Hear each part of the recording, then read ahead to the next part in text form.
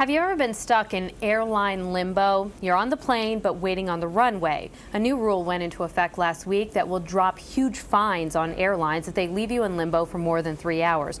The rule also guarantees some basic rights to passengers who are forced to make one of those long waits. And joining us now with more on that is Kelli Grant, senior consumer reporter for smartmoney.com. Good morning. Good morning.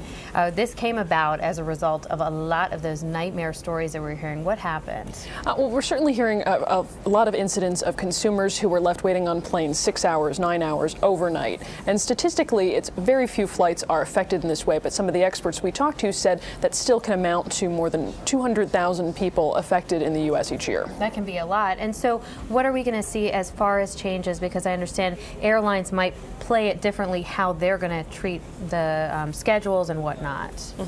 Well, the big ruling here is that they're not allowed to keep you waiting on the runway for more than 3 hours anymore. And airlines have said that could potentially impact how soon they cancel flights, because the fines can reach up to $27,500 per passenger. So really, really high fees there.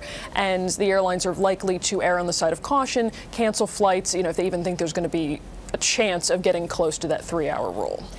So you mentioned the 3-hour rule. What happens if you're sitting on the tarmac and it's 2 hours and 30 minutes? Do they have to just wheel the plane back? Pretty much. They have until that 3-hour mark to get you back to the gate or otherwise deplane you, or they risk running into those fines. There's a big waiver there, though, that they're allowed to keep you on the plane if there is a safety or a security concern, or if air traffic control deems that sending you back to the gate is going to be too much of a disruption to the airport at that particular time. So that's a pretty big waiver, and some of the experts are worried that the airlines are going to try to take advantage of that. Now, the Bureau of Transportation's watching flights and schedules and how often a flight might be delayed. So what are they looking for there?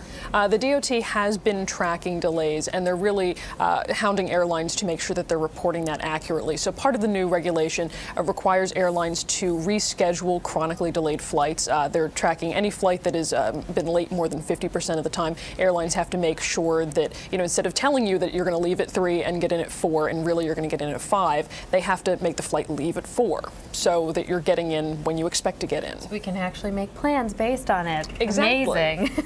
Now, if you're one of those people who gets stuck on a flight, this one boggles my mind. They actually have to spell this out, that you get basic amenities. It's crazy, but they do actually have to spell out in the new regulations that passengers who are stuck waiting on a plane, that you have access to working bathrooms. They didn't say clean, but working.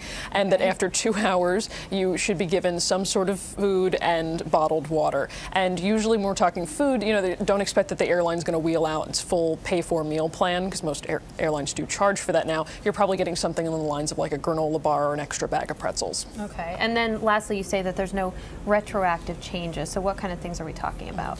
This is a little bit extra from the delay rule. A lot of airlines have been adding new fees left and right, and the DOT wants to make sure that consumers have access to a fair contract of carriage. Those are the rules basically that you agree to, and the airline practices that you agree to when you buy a ticket. So airlines have been trying to, when they add in, say, new baggage fees, they'll say, well, you bought a ticket at this date and we're going to charge you that fee, even though you bought your ticket before we had this policy. And now they're not allowed to do that. So you're getting what you pay for and not otherwise. Exactly. All right.